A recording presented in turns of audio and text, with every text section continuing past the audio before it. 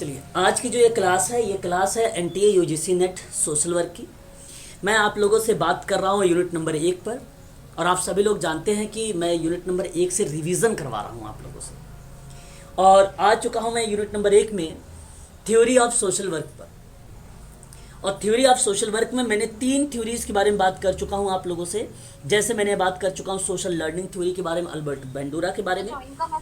System theory के बारे में बात कर चुका हूँ, बार्टोलोम्यूज़ के बारे में। और साथ ही साथ अगर हम बात करें तो एक थ्योरी है साइको सोशल डेवलपमेंट थ्योरी, जहाँ पे 8 चरणों से होकर गुजरता है। ये विद्वान जो है एरिक एरिक्सन महोदय ने इसके बारे में चर्चा कर चुका था। साथ ही साथ मैंने थोड़ा सा जिक्र किया था कि इसके जो कुछ अवस्थाएं हैं वो सिगमंड फ्रायड से मैच करती है। बात करते हैं साइको डायनेमिक थ्योरी के बारे में।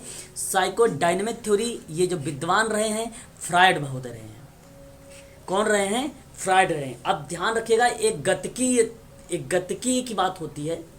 गतिकी जहाँ पे डायनेमिक केवल चर्चा होती है, डायनेमिक की अवधारणा पे जब चर्चा होती है तो वहाँ पे नाम आता है, ध्यान रखिएगा आप सभी लोग, कर्ट लेविन का नाम आता है। और यहाँ पे सिगमंड फ्रायड के बारे में हम थोड़ा सा जानेंगे। सिगमंड फ्रायड ने क्या बातें कही, थोड़ी सी एक चीज़ यहाँ पे आप लोग ध्यान दीजिएगा। इन्होंने कहा था कि मानव व्यवहार जो है भावनाओं को रेखांकित करता है। भावनाओं को रेखांकित करता है। कहने का तात्पर्य मेरा ये है कि भावनाओं को कम करते हुए वे प्रारंभिक अनुभव से कैसे संबंधित हो सकते हैं, इसके विषय के रूप में चेतन और अवचेतन के बीच गतिशील संबंधों की रुचि बताया था। यह है साइको डायनेमिक। जब व्यक्ति यहाँ पर अगर हम पढ़े तो जिसे साइको डायनेमिक मनोवैज्ञानिक या मनोविज्ञान के रूप में भी जाना जाता है। अपने व्यापक अर्थों में मनोविज्ञान के लिए एक दृष्टिकोण है जो मनोवैज्ञानिक बलों के व्यवस्थित अध्ययन पर बल देता है। और ये हर एक थ्योरी में व्यवस्थित अध्ययन पर ही बल दिया जाता है, जो मानव व्यवहार भावनाओं को रेखांकित करता है। कहने का मतलब इसी पर बेसिकली बल देता है, यानी कम करने की बात करता है। और जैसे भावनाएं आप समझ गए होंगे, जैसे अंतरण प्रत्यंतरण एक शब्द है सोशल वर्क में।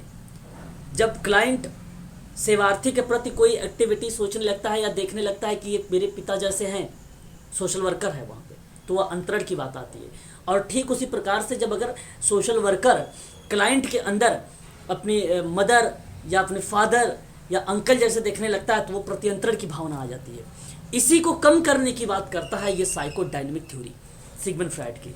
तो ये विशेष रूप से सचेत प्रेरणा और अवचेतन प्रेरणा के बीच गतिशील, ये बेसिकली आपको बता दूं, जो सचेत यहाँ पे मैं बात कर रहा हूँ वो चेतन को रिप्रेजेंट कर रहा है, जो अचेतन की बात कर रहा हूँ वो अचेतन की बात करता है। और इसमें एक और शब्द आता है अवचेतन।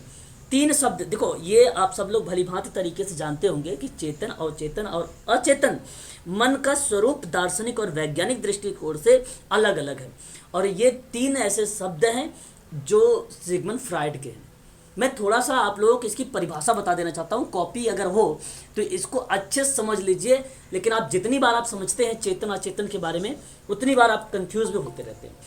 आप इसको नोट कर लीजिएगा। एक तरफ लिख लीजिएगा चेतन, दूसरी तरफ लिख लीजिएगा अवचेतन, तीसरी तरफ आप लिख लीजिएगा अचेतन। समझने की कोशिश करिए एक एक शब्दों में। जो ये चेतन है ये समग्र मन का चेतन का स्वरूप माना जाता है, पूरे टोटली समग्र मन का, संपूर्ण मन का। लेकिन अगर हम बात करते हैं अवचेतन के बारे में तो ये जो अवचेतन आप देख रहे हैं ये चेतन मन का भाग है, ये इसका भाग है। अवचेतन जो है किसका? चेतन मन का भाग है। और ये जो अवचेतन आप देख रहे हैं, अचेतन जो देख रहे हैं, ये चेतन प्लस अवचेतन मन का भाग है। इन चीज़ों को आप रिलेट करके पढ़िए। फिर चेतन होता क्या है? चेतन मैं आपको बता दूं, चेतन जो होता है वो जागृत और सक्रिय और शुद्ध बुद्ध अवस्था का चेतन माना जाता है। ये चेतन होता है, जागृत अवस्था को चेतन कहते हैं। लेकिन अगर हम वही अवचेतन की बात करें तो ख्वाबों में रहना, ख्यालों में खोए रहना, निद्रा की अवस्था में रहना, ये अवचेतन का भाग माना जाता है। वहीं अगर हम अचेतन की बात करें, समझिएगा अच्छे से आप सभी लोग, अचेतन की बात करें तो ये सदा सक्रिय होता है और संस्कारों से प्रभावित अवस्था का अवचेतन माना जाता है। यूजीसी में प्रश्न कैसे बनता है? कहता है कि इसमें दमित विचारों और कामनाएं संचित रहती है। तो दमित भावनाएं और विचार और कामनाएं जो संचित रहती है वो बेसिकली अचेतन का पार्ट मानती है। यही सोशल डायनामिक में बताया गया है। ये बातें अचेतन की तरफ आउट होते हैं, अचेतन की तरफ वह अचेतन होता है।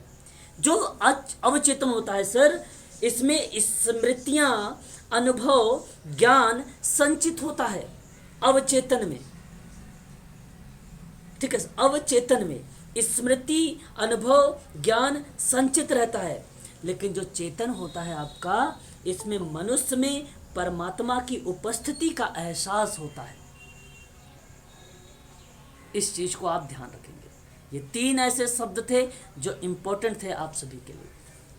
ठीक है, इसको आप ध्यान रखिएगा। चेतना, प्राणी मात्र में सब कुछ देखने, समझने, सुनने और अनुभव करने वाला तत्व चेतना होता है ना।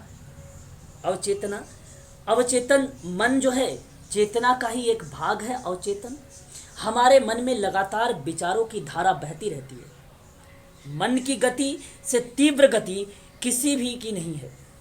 आप जानते हैं वह पल भर में ही सारी दुनिया में भी घूम सकती है, और वो बताती है अवचेतन।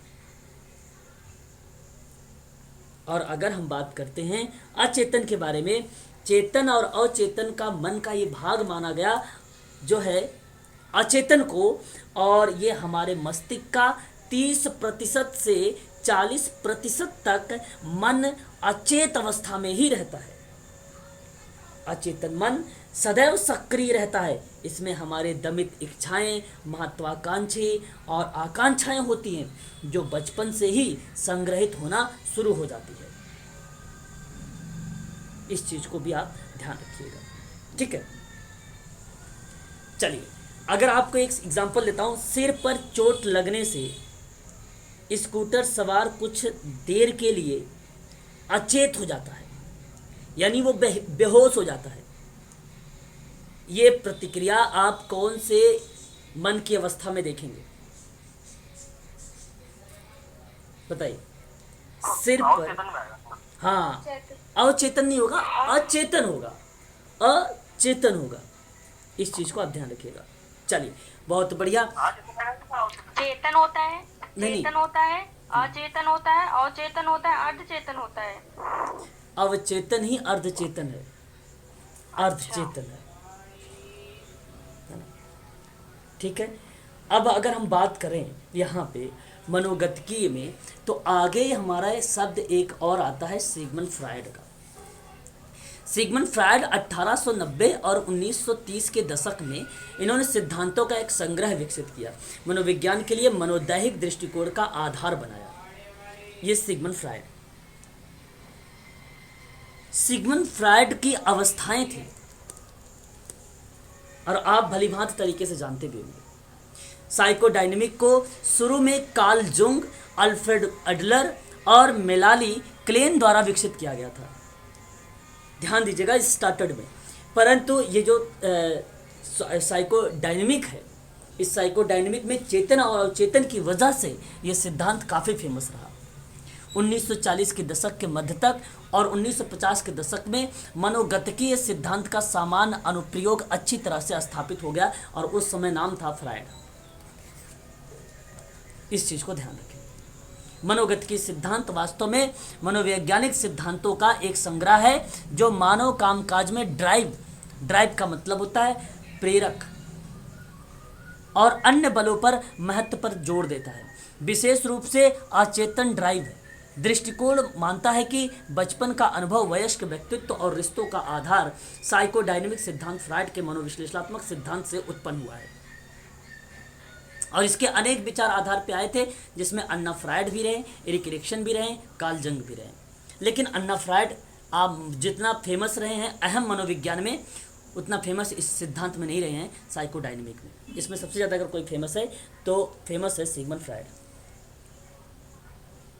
सिगमंड फ्रायड ने, आप ध्यान रखिएगा यहाँ पर अगर हम बात करें अच्छा, पहले इसके बारे में थोड़ा सा देख लेते हैं कि इसमें कुछ लक्ष्य बताएं साइकोडायनेमिक में।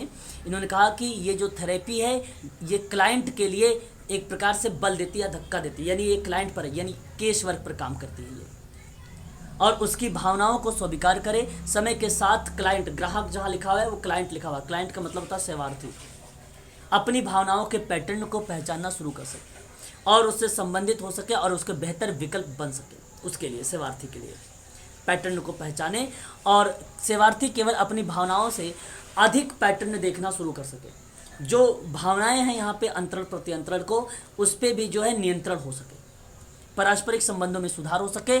आधुनिक मनोदैहिक सिद्धांत क्लाइंट को उसके रिश्ते को समझने में मदद कर सके। पहचान और पता परिहार सभी के साथ बुरे विचारों पर भावनाओं के बचने से स्वचालित तरीके से इस थेरेपी पर सेवार्थी को पहचानने में मदद करती है एक प्रकार से।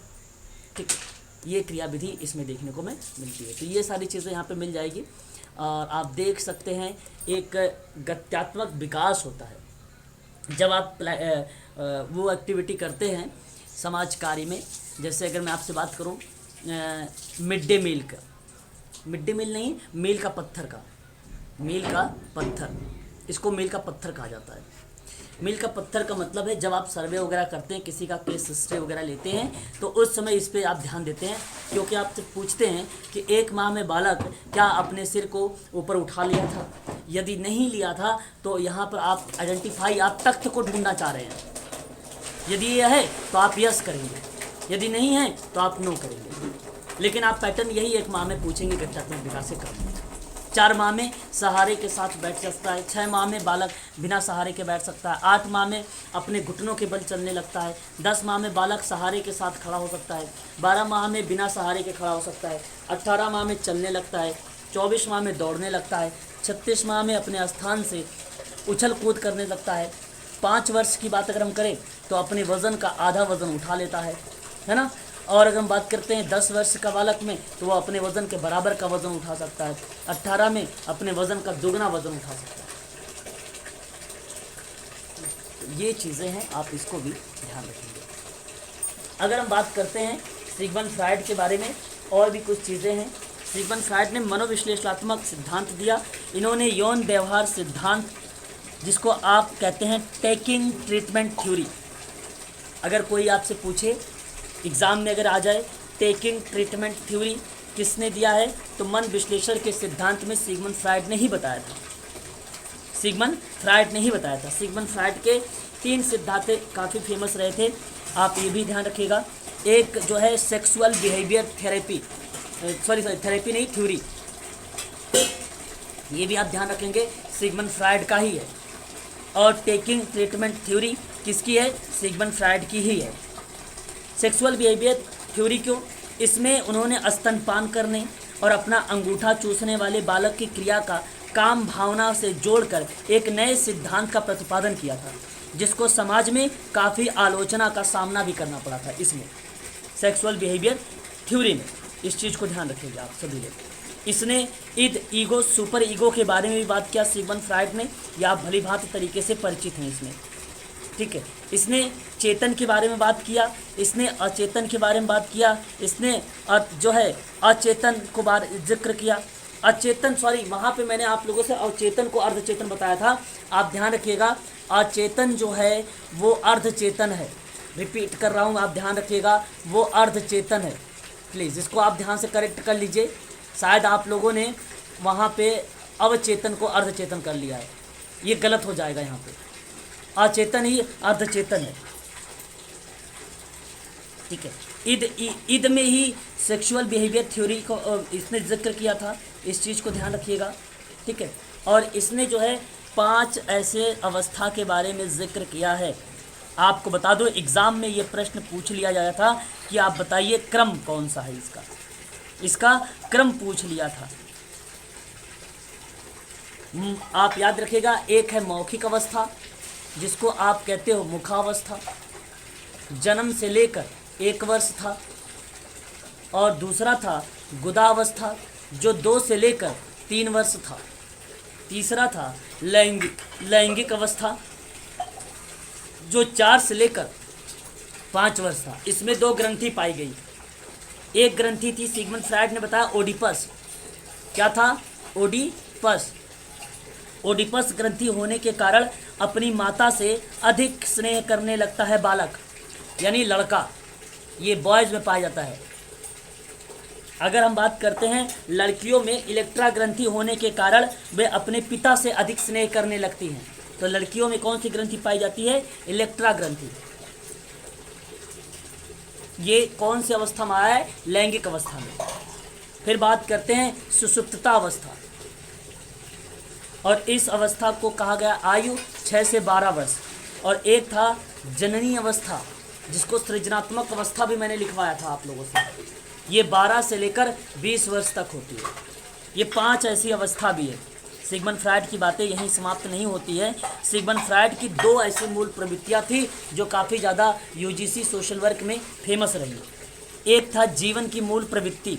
जीवन की मूल प्रवृत्ति यहाँ कहने का मतलब था कि जीने के लिए साधन जुटाने के लिए अभिप्रेरित करती है। ये जीवन की मूल प्रवृत्ति के शारीरिक और मानसिक दोनों पक्षों का प्रतिनिधित्व करती है।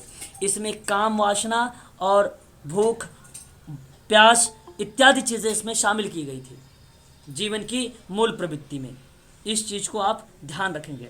इसी को नाम दिया गया था इरोस। एक शब्द, क्या नाम दिया गया था? इरोस।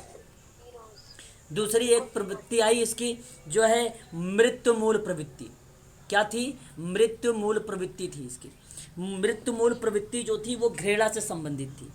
घृणा मूल प्रवृत्ति थी। इसको कभी कभी किसी किताबों में मिल जाता है घृणा मूल प्रवृत्ति। और यूजीसी का कोई भरोसा नहीं है, आपको मृत्यु मूल प्रवृत्ति के बजाय घृणा भी लिख सकता है। तो इसका संबंध विनाश से संबंधित था। इस मूल प्रवृत्ति में जीवन मूल प्रवृत्ति के विपरीत कार्य करती है। इसमें व्यक्ति आक्रामक और विध्वंस कार्य करने लगता है। तो उसका नाम दिया था, एक विद्वान थे प्राइड। ध्यान रखिएगा, वेरी वेरी मोस्ट इंपॉर्टेंट। लेकिन आप सभी लोगों को पता होना चाहिए कि प्राइड ने थेनाटोस दिया था। बहुत लोग इसका नाम दे देते हैं सिगमंड फ्रायड का, परंतु सिगमंड फ्रायड नहीं है, ये नाम इसका प्राइड है। ध्यान रखिएगा, प्राइड एक ऐसा विद्वान थे, इसी मूल प्रवृत्ति को इन्होंने कह दिया थेनाटोस। ध्यान दीजिएगा आप सभी लोग, रिपीट कर रहा हूँ बार बार इन चीज़ों को, ठीक है। ये मूल प्रवृत्तियाँ थी। मैं आशा करता हूँ कि आप सभी लोगों ने जो है सिगमंड फ्रायड से संबंधित सारी बातों को समझ गए हैं। बताइए एक बार।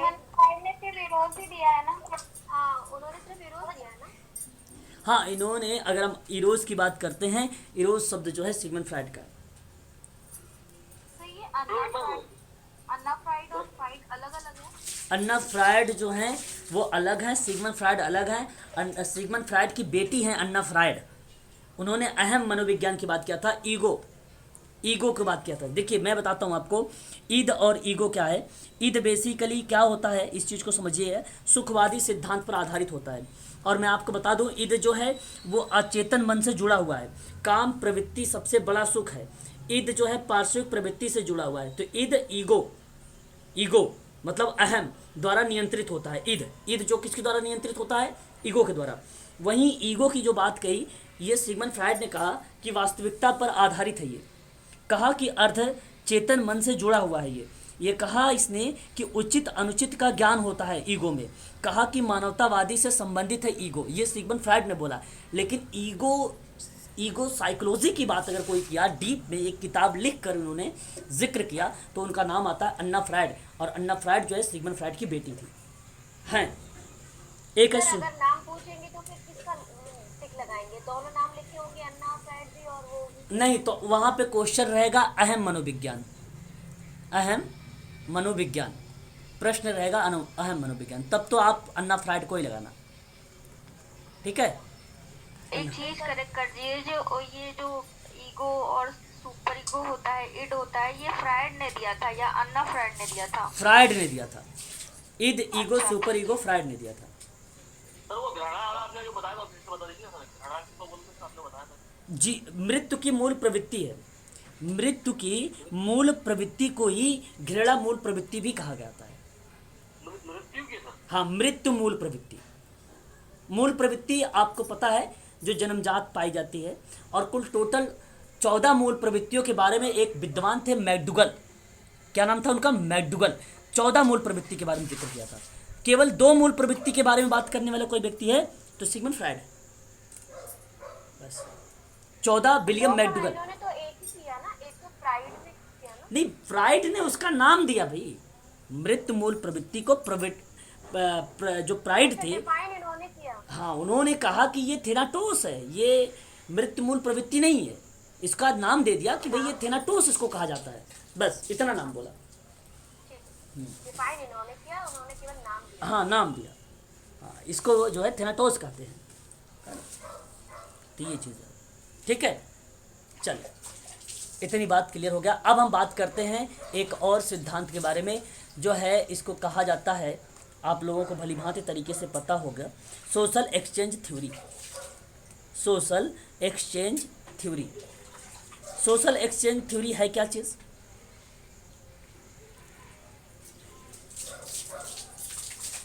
अरे भाई, सामाजिक विनिमय का सिद्धांत जो है एक ऑस्ट्रेलियाई समाजशास्त्री थे जिनका नाम था जॉर्ज होमस। जॉर्ज होमस के साथ ये उत्पन्न हुआ और ये कहते थे कि रिश्ते लागत लाभ विश्लेषण पर आधारित है। प्रत्येक व्यक्ति अपने लाभों को अधिकतम करना चाहता है, जैसे मैं हूँ, जैसे आप हैं, सभी लोग हैं। और प्रत्येक व्यक्ति जब अपने लाभ को अधिकतम करना चाहता है और उसमें प्राप्त लाभों के लिए पारस्परिक होने की उम्मीद होती है, जब जोखिम संभावित पुरस्कारों से अधिक होते हैं तो रिश्तों को छोड़ दिया जाता है। जब किसी रिश्ते में एक व्यक्ति के पास दूसरे की कंपेयर में अधिक व्यक्तिगत संसाधन होते हैं तो उस व्यक्ति के पास अधिक शक्ति होने की भविष्यवाणी भी की जा सकती है।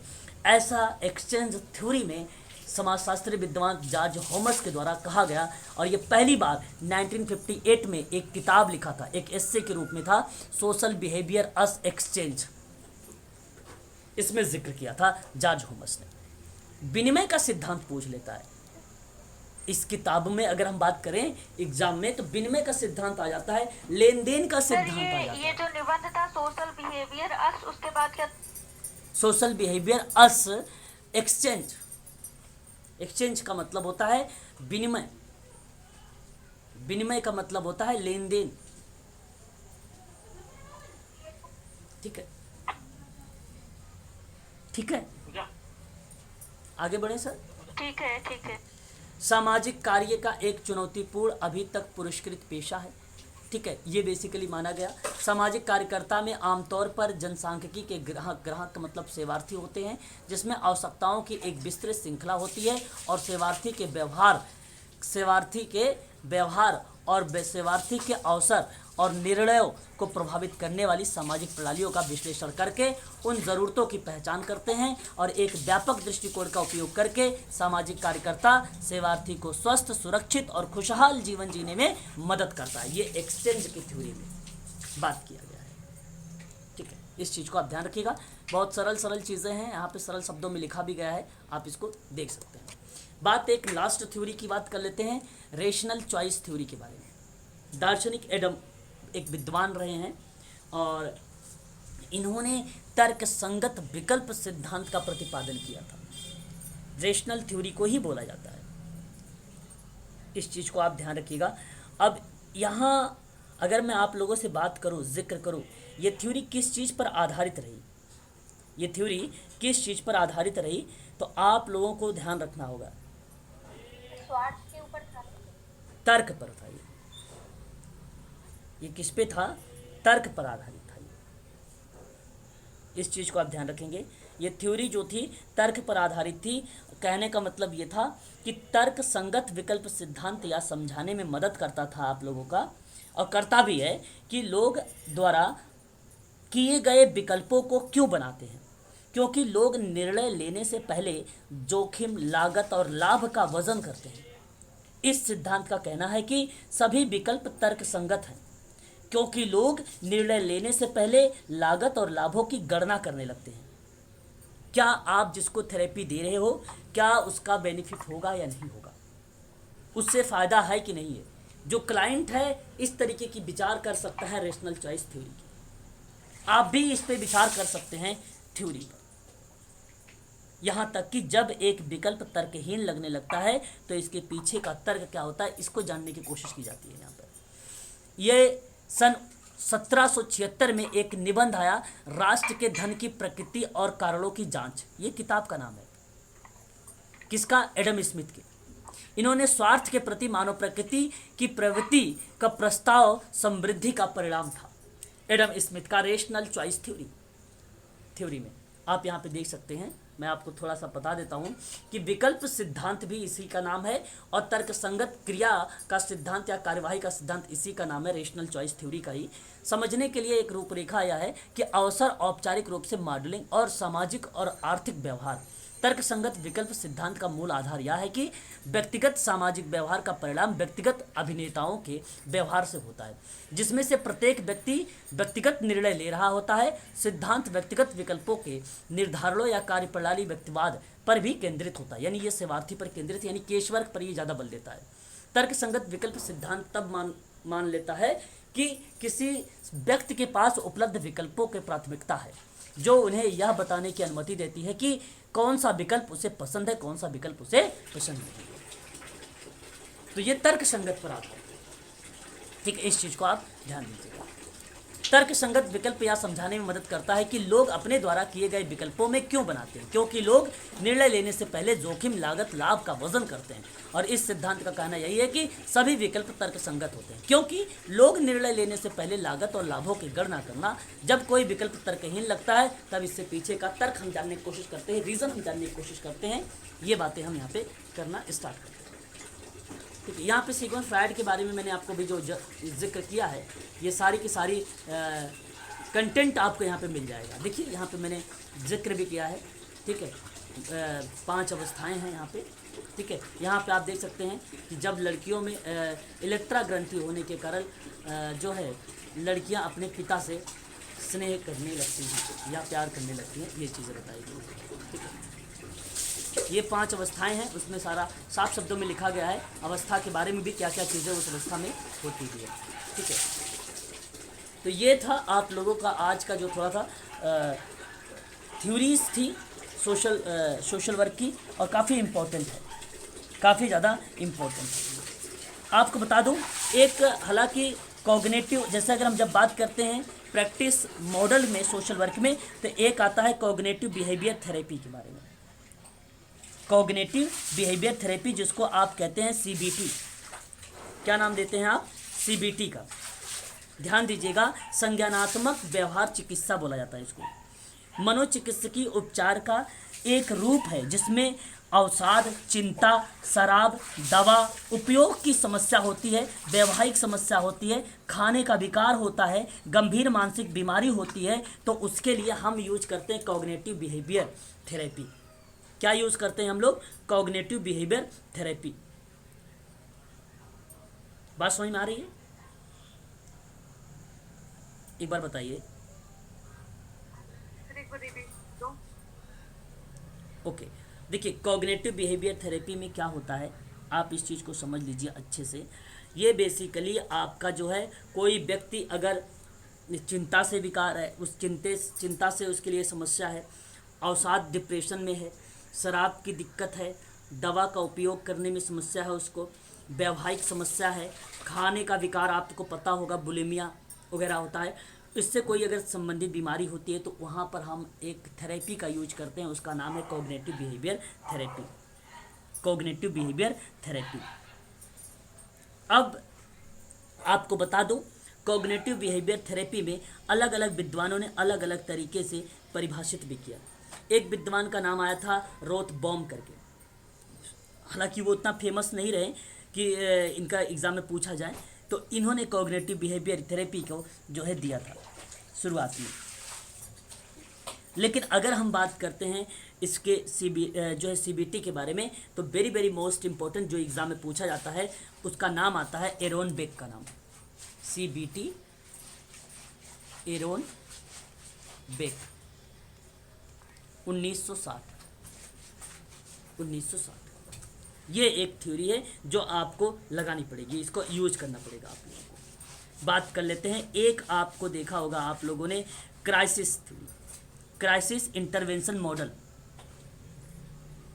क्राइसिस इंटरवेंशन मॉडल और क्राइसिस इंटरवेंशन मॉडल जो है वो किस पर आधारित है, जिसको आप संकट हस्तक्षेप का मॉडल कहते हैं, ये बेसिकली सेवार्थी के लिए है।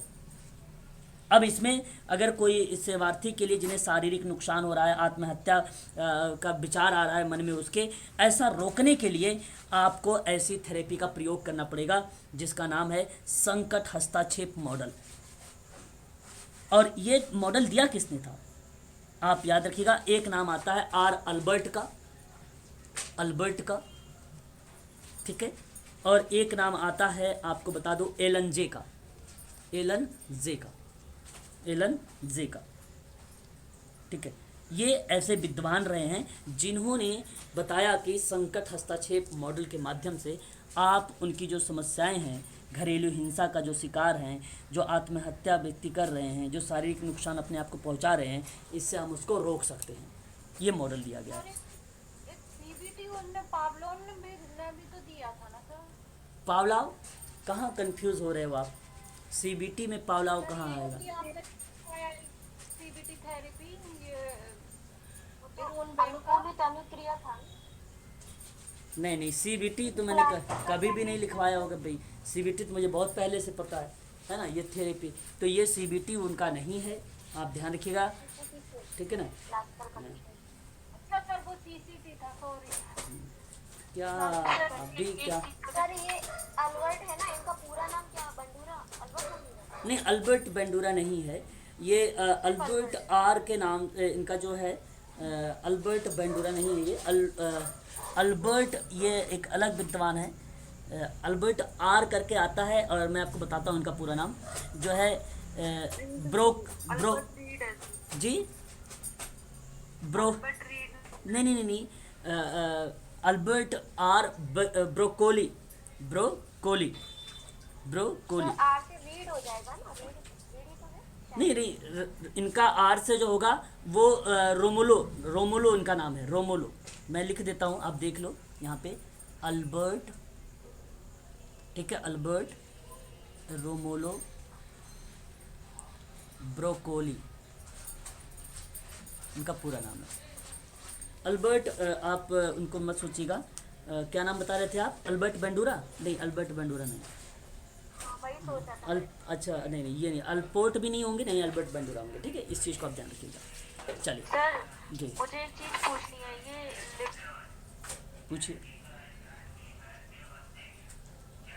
पूछिए। हेलो सर, यहाँ पे ये जो लिबिडो है और इरोज, ये दोनों एक दूसरे से मैच कर रहा है। इसमें लिबिडो में भी लिखा है प्रेम और स्नेह है कि वो, देखिए, लिबिडो यहाँ पे सिगमंड फ्रॉइड ने क्या बोला है, देखिए कि किसी व्यक्ति में प्रेम, स्नेह, काम, प्रगति को लिबिडो कहते हैं। लिबिडो का एक स्वाभाविक प्रक्रिया है जिस पर नियंत्रण करके व्यक्ति समायोजित हो सकता है। ये लिबिडो है काम वासना का, ये लिबिडो उसको कहते हैं, ठीक है। और आप क्या बोल रहे हो, एक शब्द और? सर ये जीने की जो मूल प्रवृत्ति जीने है की इरोज में दिया गया है, इसमें भी तो भूख, प्यास, काम ये भी आता है। ये देखिए, यहाँ पे भूख, प्यास, ये मूल प्रवृत्ति है, ये मूल प्रवृत्ति नहीं है लिबिडो मूल प्रवृत्ति नहीं है। लिबिडो एक, इन्होंने बताया कि एक ऐसी एक्टिविटी है, एक ऐसी गतिविधि है जो व्यक्ति के अंदर आता है, उसका नाम दिया है लिबिडो। मूल प्रवृत्ति भी वहाँ पे, क्या करें आप?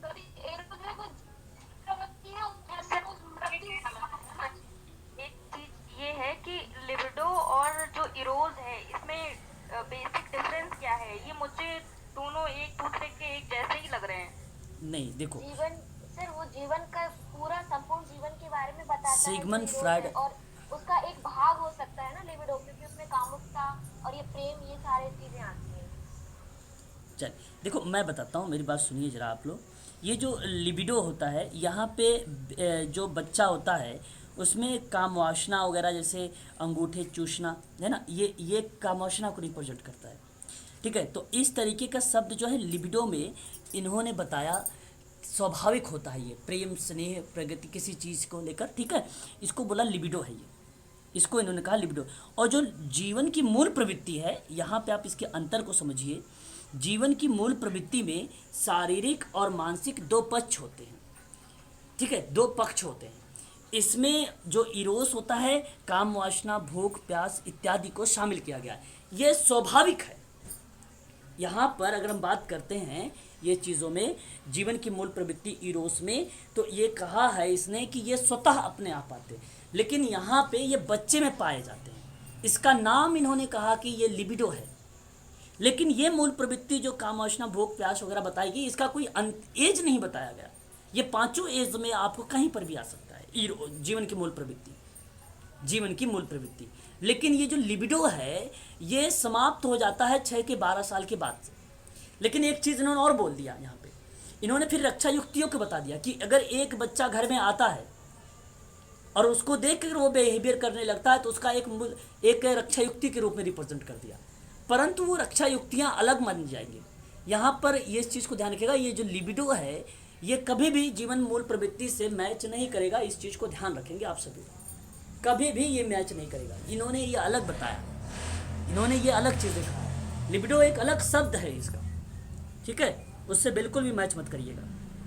हाँ, उसका थोड़ा सा लक्षण आपको देख रहे हैं कि भाई स्नेह प्रेम काम प्रवृत्ति ये मिल रहा है, तो इसका मतलब ये कहीं ना कहीं जीवन की मूल प्रवृत्ति है, ऐसा नहीं। एग्जाम में आप लोगों से पूछेगा केवल ये कि भाई लिबिडो किसको कहते हैं, तो आप काम प्रवृत्ति को देखना, काम वासनाओं को देखना। जीवन की मूल प्रवृत्ति में आपसे नहीं पूछेगा कि उसका एग्जाम्पल बताओ कि काम वासना भोग प्यास, ऐसा कुछ नहीं पूछेगा। जिस प्रश्न में वास्तविकता है उस प्रश्न को बनाए जाते हैं, ठीक है। तो इस चीज़ आपको ध्यान रखना है। तो यहाँ तक आपको हो गया क्लियर। अब हम बात कर लेते हैं नेक्स्ट, एक है प्रॉब्लम सॉल्विंग का।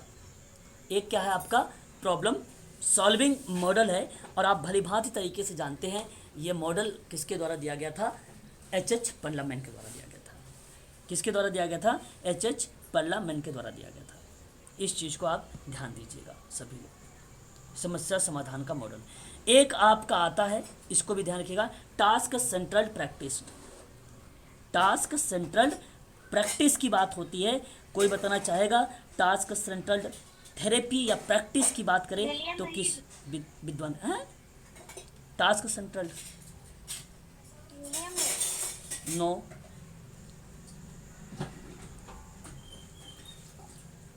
बताएं, और भी कोई लोग बताएं। टास्क सेंट्रल तो मैंने बता भी चुका हूं आप लोगों से। सर लोरा और विलियम रीड ऐसा कुछ था ना?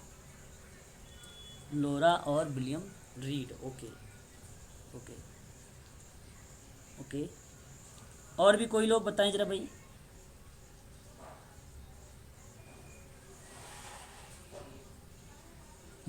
यही करेक्ट जवाब होगा टास्क सेंट्रल प्रैक्टिस में।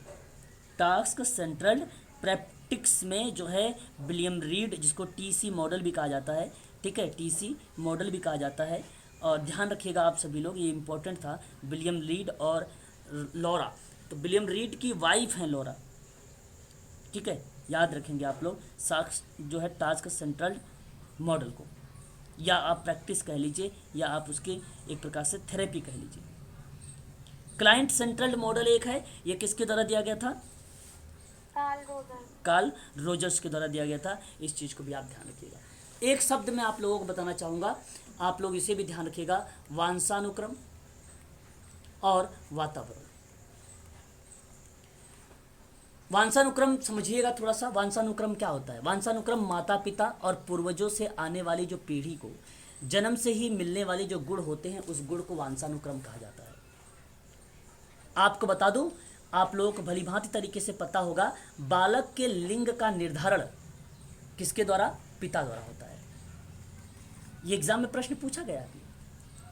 क्रोमोसोम्स XX होता है एक, और एक क्रोमोसोम्स XY होता है।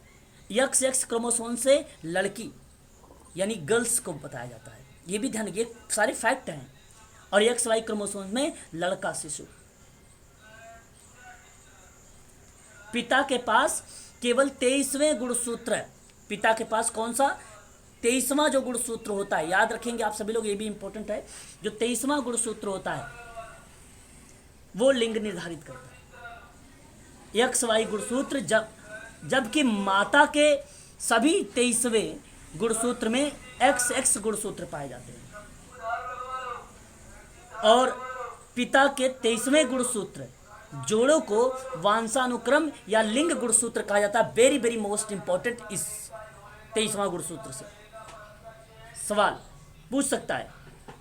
इस जोड़े से वांसानुक्रम और लिंग गुणसूत्र को निर्धारित करता या कहा भी जाता है, इसका आप ध्यान रखेंगे वांसानुक्रम में। ठीक है, वांसानुक्रम का एक सही क्रम है, एग्जाम में प्रश्न पूछता है कभी कभी, वांसानुक्रम का सही क्रम निर्धारित करें तो आप बताइएगा, क्रम लगाइएगा, पहले अंडाणु, फिर उसके बाद शुक्राणु, फिर उसके बाद युग्मक जिसको आप जाइगोट कहते हो, युग्मक जाइगोट, और फिर उसके बाद आपका आता है ब्लास्टोसिस। क्या आता है? ब्लास्टोसिस। ये 4 इसके क्रम है। ये क्रम कभी कभी एग्जाम में पूछ लेता है कि बताइए वांसानुक्रम का क्रम क्या होता है। थोड़ा सा मैं डार्क कर लूँ पेन, बताइए आप लोग।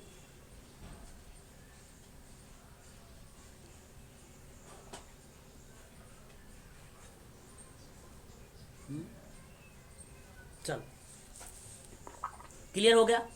ये हो गया आपका वांसानुक्रम। कोई दिक्कत तो नहीं होगी वांसानुक्रम में? अगर कोई कुछ बताते, वंशानुक्रम का समर्थन किसने किया था? वांसानुक्रम का अगर हम बात करते हैं तो एक मेंडल एक विद्वान रहे हैं। मेंडल एक विद्वान रहे हैं, पादरी मेंडल थे, ऑस्ट्रेलिया के रहने वाले। इन्होंने इन्हीं को ही श्रेय जाता है, मेंडल को वांसानुक्रम का इन्हीं को श्रेय जाता है। ठीक है, तो आप ध्यान रखिएगा मेंडल का। और मेंडल ने एक जो है नियम बताया, नहीं एग्जाम में कभी कभी पूछ लेता है कि वांसानुक्रम का नियम बताइए, तो मेंडल का आता है। बेसिकली मैं बता दूं आपको, मटर और चूहों का प्रयोग किया था इन्होंने। किसका किसका प्रयोग किया था मेंडल ने, बताइए? मटर और चूहों पर। इस चीज़ को आप ध्यान रखेंगे, इस पर प्रयोग किया था मेंडल ने। ठीक है, ध्यान रखिएगा। इन्होंने कहा कि सफ़ेद चूहा और सफ़ेद चूहा अगर रहेगा तो सफ़ेद चूहा होगा, इन्होंने ये कहा था। इस चीज़ को ध्यान रखिएगा। ठीक है, black rat and black rat, तो ब्लैक रैट ही होगा। ये समान को जन्म देता है, इस तरीके का सिद्धांत बोल दिया था मेंडल ने वांसानुक्रम में। अच्छा, एक था असामान को जन्म देता है, ये भी मेंडल का था सिद्धांत। बता दूं, जैसे अगर मैं आपसे कहूं वाइट रैट प्लस में अगर मिल जाए हाइब्रिड का रैट हाइब्रिड, ठीक है, तो ये असमान है, ये असमान है, तो हाइब्रिड ब्लैक हो सकता है। और फिर यहाँ पर जो है वाइट रैट भी हो सकता है। और एक बोला भिन्नता या प्रत्यागमन का नियम भी होता है, ये मेंडल का है। तो इन्होंने कहा कि रेशियो पाया जाता है, 1:3 का रेशियो पाया जाता है ना, ऐसा इन्होंने कहा था। तो मेंडल का जो एक शिष्य था उसका नाम था सेरोसन, इसको सिद्ध किया था इन्होंने, जो रेशियो वाला था उसका शिष्य रहा है। मेंडल का शिष्य कौन था? सोरेसन। ठीक है, याद रखिएगा आप सभी। सर एक बार ये टीसी मॉडल किसने दिया वो बता दीजिए प्लीज। ये टीसी मॉडल क्या है? सर अभी बताया था ना आपने, टास्क सेंटर्ड। अच्छा, ये टास्क सेंट्रल्ड मॉडल। अच्छा जी, तो हाँ, ये विलियम रीड और लोरा, विलियम रीड की वाइफ है लोरा महोदय। ठीक है, चलो ठीक है, ये चीज़ याद रखिएगा। चलिए, ये तो आपको समझ में आ गया होगा कि ये आपका वांसानुक्रम के कभी कभी प्रश्न आप लोगों को देखने को मिल जाता है। अभी जैसा कि मैंने बताया भी, गुणसूत्र से जो आता था वो मिलता है। अब बात कर लेते हैं थोड़ा सा वातावरण क्या है। अभी आते हैं सारे थ्योरी पर, आप टेंशन ना ले, सारे थ्योरी पर बात करेंगे। वातावरण की बात कर लेते हैं। वातावरण क्या होता है? आप जानते हैं, मनुष्य के आसपास पाई जाने वाली जो निर्जीव वस्तुएं हैं, सजीव प्राणी है, परिस्थितियां हैं, जिनसे वह प्रभावित होता है, उसे क्या कहते हैं? वातावरण कहते हैं। बस सिंपल सी बात है, यही आपको ध्यान रखना है। वातावरण में सबसे अहम भूमिका डार्विन की थी। डार्विन ने एक किताब लिखा, उस किताब का नाम था द ओरिजिन ऑफ स्पेस, जो है स्पाइस। ठीक है, इनकी किताब थी। उसी किताब में द ओरिजिन ऑफ स्पाइस, प्रजाति जिसको बोलते हैं, स्पीसीज होगा, स्पीस। हाँ, स्पीस। स्पीसीज। चलिए सही कर लीजिए, करेक्ट कर लीजिए आप। ठीक है, तो ये आपका था वातावरण में डार्विन का। आपको वेरी वेरी मोस्ट इम्पोर्टेंट एक विद्वान का और नाम बताऊंगा, यूरी ब्रोफेन ब्रेनर का नाम। ठीक है, यहाँ पे लिख देता हूँ, आप इसको लिखिएगा, यूरी, ठीक है, ब्रोफेन ब्रेनर। ये एग्जाम में पूछा भी गया था। परिस्थितिकीय, देखा था ऐसे क्वेश्चन कि नहीं, का सिद्धांत, परिस्थितिकी का सिद्धांत, ये था इसका। अब इसमें था क्या, इन्होंने, आप लोगों ने देखा भी होगा, एक था लघु मॉडल, एक था मध्यम मंडल, एक था बाह्य मंडल, एक था वृद्ध जिसको आप मैक्रो मंडल कहते हैं, और एक था क्रोनोमंडल। सबसे पहले क्रोनोमंडल था। क्रोनोमंडल में क्या है, जब इसका क्रम बता दीजिए। क्रम आप लिख लीजिए, सबसे पहले लिखिए क्रोनोमंडल,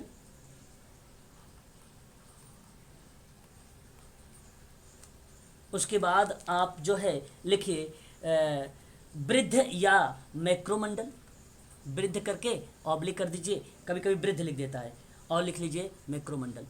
अच्छा, अब थोड़ा समझ भी लीजिए क्रोनोमंडल क्या है। ये बेसिकली ना जब लघु मंडल के तत्व आपस में अंतःक्रिया करने लगते हैं, माता पिता द्वारा बालक को स्कूल में ले जाया जाता है, तो कभी कभी इसमें भूमिका हमें देखने को मध्यमंडल की मिलती है, तो वो पार्ट बनता है मध्यमंडल का। हालांकि भी आप पढ़ेंगे उसमें, लेकिन क्रोनोमंडल जो होता है वो सबसे ऊपरी मंडल माना जाता है और सबसे पहला मंडल माना जाता है इसमें। और जो दूसरा वाला है मध्यमंडल या वृद्ध मंडल या मैक्रोमंडल, वे तत्व होते हैं जो बालक के अलावा भी पूरी मानवता पर प्रभाव डालता है। सभ्यता और संस्कृति किसमें पाई जाती है, तो मैक्रोमंडल में पाई जाती है। ठीक है, इस चीज़ को ध्यान रखेंगे। तीसरा अगर हम बात कर लेते हैं, नंबर 3 की बात कर लेते हैं हम लोग। नंबर 3 आपका आता है एक्सो सिस्टम। नंबर 3 को आता है एक्सो सिस्टम, इसको हिंदी में क्या कहेंगे, वायुमंडल। क्या बोलते हैं, वायुमंडल। ये क्रम भी आप ध्यान रखिएगा, वायुमंडल बोलते हैं। अब ये वो तत्व होते हैं जिनमें बालक जुड़ा नहीं होता है, फिर भी उनका अप्रत्यक्ष प्रभाव होता है, जैसे संचार, ठीक है, मीडिया, इंडस्ट्री, कानून, साधन, ये सारी चीज़ें इसमें आते हैं एक्सोमंडल में, वायुमंडल में आते हैं। और उसके बाद आता है नंबर, नेक्स्ट पर अगर बात करते हैं, नंबर कौन सा आ गया, ये पता है, 3 हो गया, चौथा नंबर आ गया, तो ये आ जाएगा मेजो सिस्टम। क्या आ जाता है, मेजो सिस्टम, जिसको बोलते हैं मध्य मंडल। क्या बोलते हैं हम लोग इसको, मध्य मंडल बोलते हैं। और मध्य मंडल में मैंने बताया ना, जल मंडल जो है, जब लघु मंडल के तत्व आपस में अंतःक्रिया करने लगते हैं तो माता पिता द्वारा बालक को स्कूल में ले जाया जाता है, तो ये मध्य मंडल का एक पार्ट बनता है। और फिर उस क्रोनोमंडल में है ना सर, देखो क्रोनोमंडल क्या होता है, बेसिकली मैं बताता हूँ आपको। ये उम्र, लिंग, रुचि, ठीक है, ये सॉरी जो क्रोनोमंडल होता है, इस मंडल में संपूर्ण जीवन पर प्रभाव डालता है। ये बालक के संपूर्ण, आप लिख लीजिए कॉपी में, क्रोनोमंडल में आप लिख लीजिए कि वे तत्व होते हैं जो बालक के संपूर्ण जीवन पर प्रभाव डालेंगे। जैसे माता पिता का तलाक बालक के संपूर्ण जीवन पर प्रभाव डालेंगे, तो माता पिता का तलाक ये संपूर्ण जीवन पर प्रभाव डालेगा, इसको क्रोनोमंडल बोलेंगे, नोट कर लीजिएगा इसे। अच्छा, फिर हम बात करते हैं मेजोमंडल, क्लियर हो गया होगा आपको। फिर उसके बाद आपका आता है एक और माइक्रो मंडल, इसको इंग्लिश में MICR लिखिएगा, माइक्रो सिस्टम होता है, और इसको बोला जाता है लघु मंडल। इसको क्या बोलते हैं, लघु मंडल बोलते हैं। और लघु मंडल जो होता है, माता पिता, स्कूल, सहपाठी, ठीक है, जिनको बालक पर प्रत्यय का प्रभाव पड़ता है। और एक लास्ट होता है व्यक्ति, आपका नीचे जब आ जाएगा वो आपका व्यक्ति आ जाता है, ठीक है, ये क्या आ जाता है, व्यक्ति आ जाता है। और यहाँ पर अगर हम बात करते हैं तो ये आपका उम्र, लिंग, रुचि, व्यक्ति इत्यादि चीज़ें हमें देखने को मिल जाती है यहाँ पर, ठीक है। सर ये उम्र और लिंग एक्सोमंडल में आएगा या मीजो में? उम्र और लिंग जो आएगा, नहीं ना माइक्रो में आएगा ना मेजो में आएगा, ये सबसे नीचे जो पर्सन है, जो व्यक्ति है, सबसे नीचे वाले मंडल में आएगा, ठीक है, सबसे नीचे वाले मंडल में आएगा। कितने मंडल है सर? देखिए टोटल अगर यहाँ पे जो मैंने आपको लिखवाए हैं वो 5, ठीक है, टोटल जो होते हैं यहाँ पे 5, पांचवे का नाम क्या है? लेकिन एग्ज़ाम में अगर आप लोगों से जी व्यक्ति। पांचवे का नाम व्यक्ति है। नहीं, देखिए मैं आपको, हाँ व्यक्ति है, 5वां जो है व्यक्ति है। तो आपको क्रम लगाने की अगर बात आएगा एग्ज़ाम में हालांकि ये 5 तक नहीं आया है, एग्ज़ाम में आया है 3 तक। एक होता है मीजो सिस्टम, एग्ज़ाम में आपके, एक होता है आपको एक्सो सिस्टम, है ना, एक होता है आपका माइक्रो सिस्टम। ये आपके आते हैं 3, लेकिन अभी कभी 5 भी पूछता है, 5 को भी ध्यान रखिएगा आप। 5, ये 3 होगा क्लियर, 5वां भी लिख लीजिए जो 5, जहाँ पे 5 आते हैं। पहले नंबर पर अगर हम बात करते हैं तो माइक्रो आएगा, पहले नंबर पर माइक्रो। दूसरे नंबर पे क्या आएगा? मीजो आएगा। तीसरे नंबर पे क्या आएगा? एक्सो आएगा। नोट कर रहे हो ना? चौथे नंबर पे क्या आएगा? माइक्रो आएगा। माइक्रो क्रोनो, फिर उसके बाद 5वें नंबर पे क्या है? क्रोनो। माइक्रो पहला बोला है। माइक्रो ये MI है, ये MI है ना, ये माइक्रो है, ये माइक्रो है, ये माइक्रो है, ये माइक्रो है। ये पहला है, यहाँ पे स्पेलिंग देखिए MICRO है, यहाँ पे MACRO है, ठीक है। ठीक है ना। अब देखिए इसमें कम्युनिटी लेवल कौन सा है? कम्युनिटी लेवल कौन सा मॉडल है इसमें कम्युनिटी लेवल का? ये एक्सो कम्युनिटी वाला है, कम्युनिटी लेवल इसको कहते हैं। पेरेंट्स एंड ऑर्गेनाइजेशन आता है इसमें। और जो मीसो वाला था वो कौन सा लेवल का है? ये स्कूल लेवल है। कौन सा है? स्कूल लेवल है ना। कॉलेजेस एंड एडमिनिस्ट्रेशन आता है। और ये जो पहले लेवल माइक्रो है, ये क्लासरूम एंड फैमिली लेवल है। ये student and family and friends आते हैं इसमें। और ये जो आपका सोसाइटी लेवल की बात करता हूँ मैं, जैसे सोशल, कल्चरल, पॉलिटिकल वगैरह की बात करता हूँ, फैक्टर की बात करता हूँ, तो वो माइक्रो सिस्टम में आता है इसमें। और क्रॉनिकल में टाइम चेंज की बात होती है, ठीक है। ये आपके थे 5 ऐसे लेवल, इसको आप ध्यान रखेंगे सभी लोग, है ना। काफ़ी इम्पोर्टेंट था ये आप सबके लिए, है ना। तो आपने नोट कर लिया होगा, मैं आशा कर रहा हूँ। काफ़ी इम्पोर्टेंट है ये, बता दीजिए एक बार। काफ़ी इम्पोर्टेंट है ये। एग्ज़ाम में आप लोगों से ये प्रश्न पूछा जाएगा और पूछा भी जाता है एग्ज़ाम में भी, है। अब कुछ थ्योरीज के नाम लिख लीजिए आप लोग। आप लोग को पता है बुद्धि से भी प्रश्न आते हैं, इंटेलिजेंसी से भी प्रश्न आते हैं एग्ज़ाम में, है ना। बुद्धि एक समायोजन की क्षमता होती है। बुद्धि के कुछ सिद्धांत हैं। आपको नाम मालूम होगा हवार्ड गार्डनर का। क्या नाम मालूम है? हवार्ड गार्डनर का। अब इन्होंने, जानते हैं, बुद्धि का बहुबुद्धि सिद्धांत दिया था। बहुबुद्धि सिद्धांत किसने दिया है? एग्जाम में एक बार प्रश्न आया हुआ था, 2018 का था ये पेपर जब आया था, तो 2018 में ये पेपर में आया था। बहुबुद्धि का सिद्धांत था हवार्ड गार्डनर द्वारा। और आपको बता दूं, इसने बेसिकली, हवार्ड गार्डनर ने कुल टोटल बताए थे बुद्धि के कुछ टाइप बताए थे। जैसे अगर हम बात करें, इन्होंने कहा भाषाई एक बुद्धि होती है, नंबर 1। और अब बता दूं भाषाई बुद्धि क्या? जैसे अगर हम बात करें, भाषा का प्रयोग सबसे ज़्यादा निपुण व्यक्ति करता है। जैसे कवि हो गया, राजनेता हो गया, संत हो गए, है ना। भाषा का काफ़ी, अब जैसे कपिल शर्मा है, तो ये भी आप कह सकते हो भाषाई बुद्धि का प्रयोग करता है। यहाँ पर एक उसके अंदर भाषाई बुद्धि है। अगर हम बात करते हैं, एक होता है संगीती बुद्धि। अब आप जानते हैं, वह व्यक्ति जिसके लिए संगीत ही सब कुछ हो, गीतकार, संगीतकार, गायक, जितने लोग आते हैं वो संगीत बुद्धि में। ये बताया कि इतने लोग होते हैं, उनकी अलग अलग बुद्धि होती है। एक होता है गतिकी बुद्धि, जिसमें व्यक्ति जो गतिशील परिस्थितियों में निर्णय लेने की क्षमता होती है, सबसे आगे होते हैं। जैसे बस का ड्राइवर, ट्रेन और लोको पायलट वगैरह क्या होता है, ये बेसिकली गतिकी बुद्धि का पार्ट, एग्जाम्पल माना जाता है। इनके अंदर गतिकी बुद्धि पाई जाती है। तार्किक गणितज्ञ बुद्धि एक होती है, तार्किक गणितज्ञ बुद्धि होती है, जो वह व्यक्ति जो तर्क क्षमता सबसे ज़्यादा वरीयता देता है। वकील हो सकता है ना, वैज्ञानिक हो सकता है ना, और गणितज्ञ हो सकता है। ये व्यक्ति आता है तार्किक गणितज्ञ बुद्धि में, हालांकि नाम ही रख दिया गया गणितज्ञ बुद्धि, लेकिन तार्किक बुद्धि आएगा तो आप लगा देना। एक आता है अस्थानिक बुद्धि, ये काफ़ी इंपॉर्टेंट है अस्थानिक बुद्धि। ये स्थानिक बुद्धि की अगर हम बात करते हैं तो एक बुद्धि जिसके लिए स्थान और क्रम महत्वपूर्ण होता है ना, जैसे चित्रकला, मानचित्र निर्माता, ये सब आते हैं स्थानिक बुद्धि के अंतर्गत। एक होता है अंतर्वैयक्तिक बुद्धि, अंतर्वैयक्तिक बुद्धि इंट्रापर्सनल बोलते हैं इसको।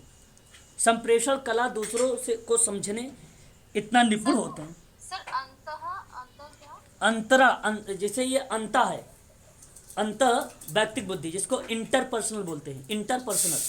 ओके। हाँ, ये बेसिकली समझने में इतना निपुण व्यक्ति होता है कि किसी भी को अपनी बातों को जैसे अपनी बातों को समझा सकता है। ठीक है, जैसे अगर मैं आपसे कहूँ बीमा एजेंट, सेल्समैन, बिजनेसमैन वगैरह क्या करते हैं, ये किसके अंतर्गत आते हैं? इंटरपर्सनल इंटेलिजेंस के अंतर्गत आते हैं, अंतर्वैयक्तिक के अंतर्गत आते हैं। ये हवार्ड गार्डनर कहता है।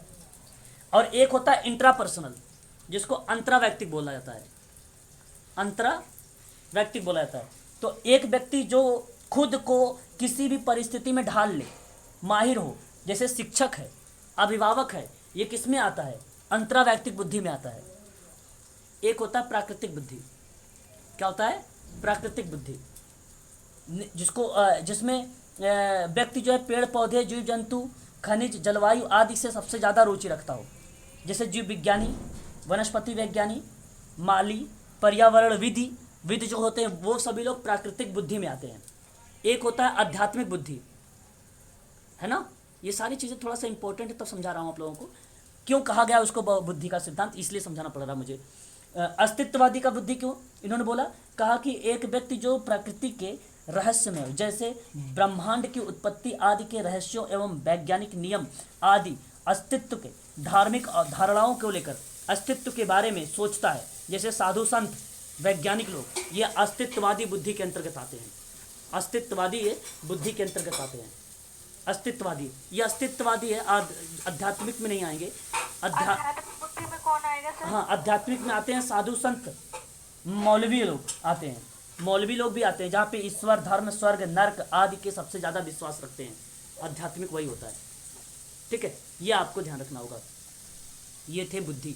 ठीक है, हवार्ड गार्डनर का इंपॉर्टेंट था। एक आपको बता दूं, रॉबर्ट नाम आता है, रॉबर्ट स्टर्नबर्ग का नाम आता है। रॉबर्ट स्टर्नबर्ग ने त्रितंत्र का सिद्धांत दिया, त्रितंत्र बुद्धि का सिद्धांत दिया था। ठीक है, ये आता है, बस इसको आप ध्यान रखिएगा। ठीक है, और आगे त्रितंत्र बुद्धि का सिद्धांत दिया है। त्रितंत्र, 3 टाइप की बुद्धि बताया था। एक बताया था घटकीय बुद्धि, एक बताया था प्रयोगात्मक बुद्धि, एक बताया था अनुभाविक बुद्धि। ये 3 टाइप की बुद्धि बताया था रॉबर्ट स्टर्नबर्ग ने। थर्ड वाली क्या थी? थर्ड वाली अनुभाविक। एक नाम आता है डेनियल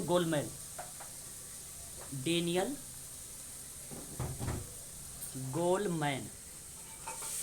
इसने, अगर हम बात करते हैं तो संवेगात्मक बुद्धि का सिद्धांत दिया है। संवेगात्मक बुद्धि का सिद्धांत दिया है। ठीक है, संवेगात्मक बुद्धि का सिद्धांत दिया है। इन्होंने 4 तत्व बताए थे। अब मत नोट करिए उसे, मैं बता देता हूँ। स्वजागरूकता है, आत्म प्रबंधन है, सामाजिक कौशल है, सामाजिक चेतना है। ये बेसिकली एग्जाम में नहीं पूछा जाता है। संवेगात्मक बुद्धि याद रखेंगे आप लोग, अगर ऑप्शन में आ जाता है तो आप लोग ध्यान रखिएगा उसमें। ठीक है, एक आता है जेपी गिलफोर्ड, नाम सुना है? बताएं, नाम नहीं सुना जेपी गिलफोर्ड का? आपने सुना है?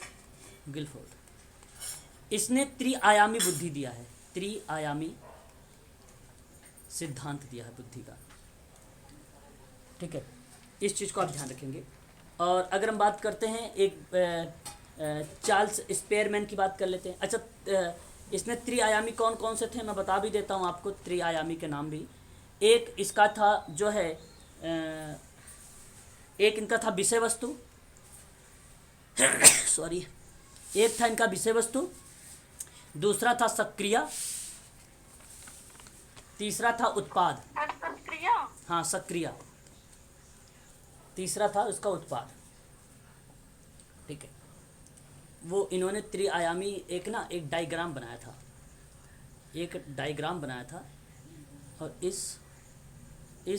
इसके आधार पे इन्होंने दिया था, इस डायग्राम के आधार पे। ठीक है, 1986 में दिया था। ठीक है, इस चीज़ को ध्यान रखिएगा 1986 में। अब very very most important, Charles Spearman, इन्होंने द्विकारक सिद्धांत दिया है, द्विकारक बुद्धि का सिद्धांत दिया है। ठीक है, चार्ल्स स्पीयरमैन ने। और ध्यान रखिएगा, द्वि तत्व बोला भी जाता है, द्विखंड भी बोला जाता है, त्रिखंड और त्रितत्व भी बोला जाता है, इसी का सिद्धांत है। इसमें एक सामान्य और एक एस कारक दिया था और एक जी कारक दिया था बुद्धि का, ये दिया था इसमें। जो सामान्य था वो एक प्रकार से, अगर हम जो सामान्य की बात करते हैं, जो सामान्य था वो जनरल था, जो स्पेशल जो विशिष्ट था वो एस था, है ना। एस कारक था, दूसरा क्या था? जी कारक, special and general, very good.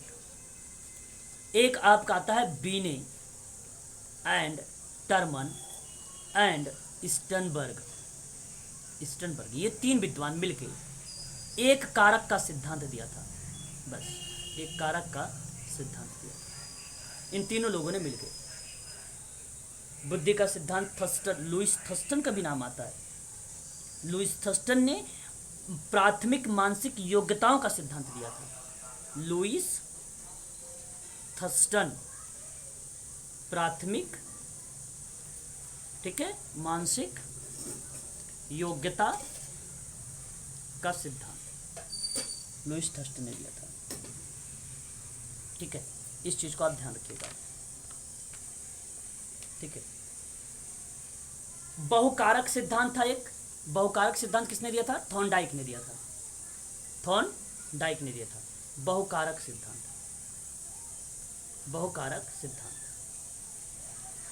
Very very most important, UGC में आ चुका है। ठीक है, रेमंड कैटल का नाम आ चुका है, पूछा भी गया था। तरल एवं ठोस सिद्धांत, तरल एवं ठोस बुद्धि का सिद्धांत आ चुका है। ये तरल और ठोस, ठीक है, बोलिए। इस चीज को ध्यान रखेंगे। चल, और आपको एक चीज़ और चीज़ें बता देता हूँ, थोड़ा सा समझिएगा। 1905 में एक बुद्धि परीक्षण आया था, बिने साइमन बुद्धि परीक्षण। 1905 में बिने साइमन बुद्धि परीक्षण आया था 1905 में। ठीक है, और यह परीक्षण अल्फ्रेड बीनेट और थियोडोर साइमन ने बनाया था, यह परीक्षण 1905 में। लेकिन इसमें कई मॉडिफिकेशन हुआ। एक मॉडिफिकेशन 1908 में हुआ है, एक 1911 में हुआ है, 2 मॉडिफिकेशन हुए इसमें 1905 के बाद से। 1905 में 30 प्रश्न थे, जिन्हें 1908 में कितने प्रश्न कर दिए थे? 8 प्रश्न कर दिए थे, 58 प्रश्न कर दिए थे। ठीक है, और 58 प्रश्न जो है 1911 की अगर हम बात करते हैं तो उसमें भी थे। ठीक है, उसमें भी ये रखे गए थे। इस परीक्षण में 11 से 13 वर्ष के बालकों के लिए कोई प्रश्न नहीं बनाया गया था। ये बात बता दी गई थी 2011 में कि 11 से लेकर 13 वर्ष का जो बालक होगा उसमें कोई प्रश्न नहीं होगा इस परीक्षण में, साइमन वाले में। विलियम स्टर्न ने एक सूत्र दिया, उस सूत्र था इस तरीके से, IQ बराबर MA/CA करके। ये सूत्र था विलियम स्टर्न का, लेकिन सकारात्मक नहीं साबित हुआ, यह अच्छा साबित नहीं हुआ। टर्मन ने फिर इस सिद्धांत को, टर्मन ने एक वर्गीकरण दिया, बुद्धि लब्धि का वर्गीकरण ने दिया टर्मन ने। और टर्मन ने जब वर्गीकरण किया तो उसके बाद उन्होंने एक सूत्र दिया टर्मन ने, IQ is equal MA/CA into 100। ये बुद्धि लब्धि का सूत्र है। ये प्रश्न में आ चुका है, एग्जाम में आ चुका है। जी मैडम,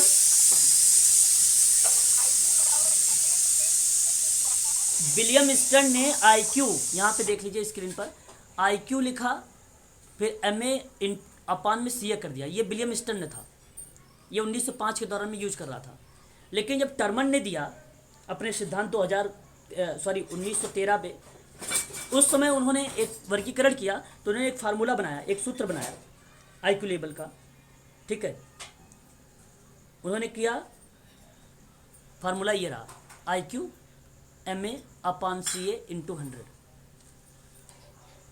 अब देखिए इस परीक्षण में कई संशोधन किए गए 1936, 37, 60, 86। बुद्धि के सूत्र जो पूरा किया गया, टर्मन ने पूरा किया था इंटू 100 लगा के, इंटू को 100 लगा के। तो विलियम स्टैनफोर्ड बिने साइमन बुद्धि परीक्षण में ये सारी चीज़ें देखने को मिली थी। ध्यान रखिएगा, जो 25 से नीचे होता है, जो 25 से नीचे होगा वो जड़ बुद्धि का होगा। जो 25 से 49 यानी 49 के बीच में होगा वो मूल बुद्धि होगा। जो 50 से लेकर 59 तक होगा वो आपका मूर्ख बुद्धि होगा।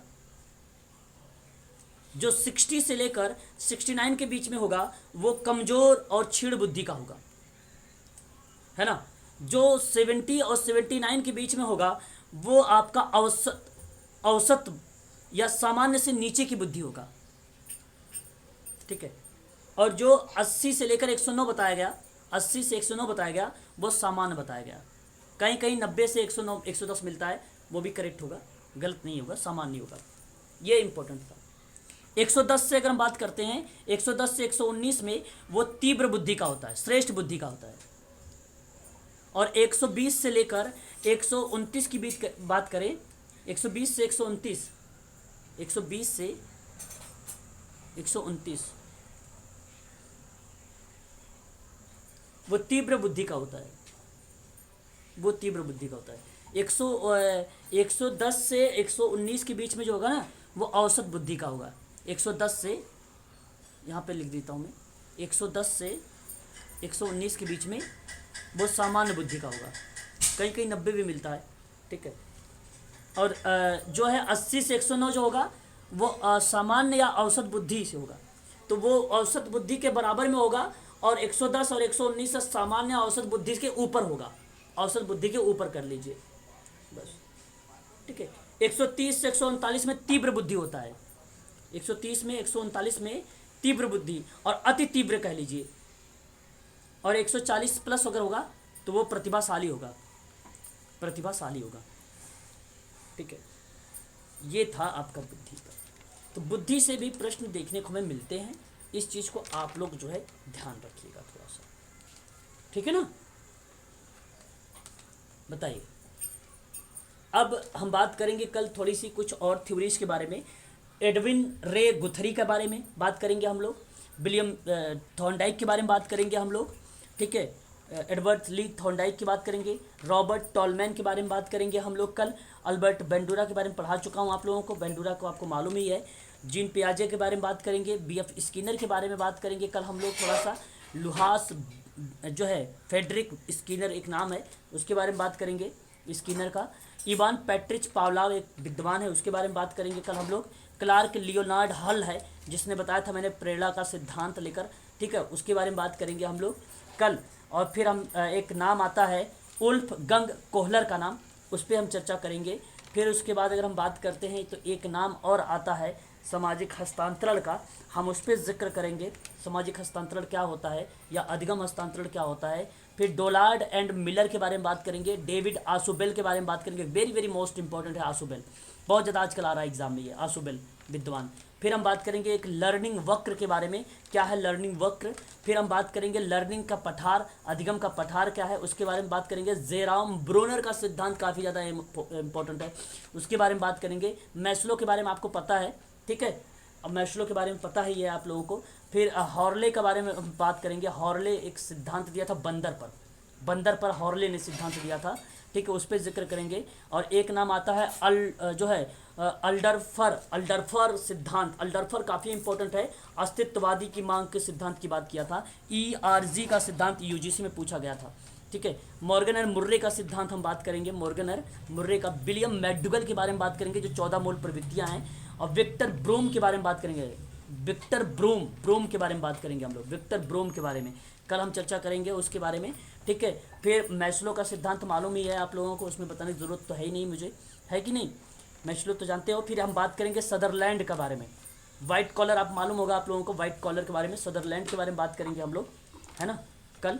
और John macro and Robert Costa के बारे में बात करेंगे हम लोग। एक रोजेन मैन और फ्रेडमैन के बारे में बात करेंगे हम लोग। अल्पोर्ट के बारे में बात करेंगे, सीलगुड और लियोपोर्ट के बारे में बात करेंगे, लियोपोर्ट ब्लैक बैलक के बारे में बात करेंगे, इसने परीक्षण दिया था। पाइन एंड टेडलर के बारे में बात करेंगे, ठीक है, इसने परीक्षण दिया था। जेल मोरोनो के बारे में बात करेंगे, वुडवर्थ के बारे में बात करेंगे, उमा चौधरी एक नाम है, इनके बारे में बात करेंगे। बहुत सारे नाम हैं, मैं इन सभी के बारे में जिक्र करूंगा कल आप लोगों से, ठीक है ना। आज के लिए रहने दीजिए, ठीक है।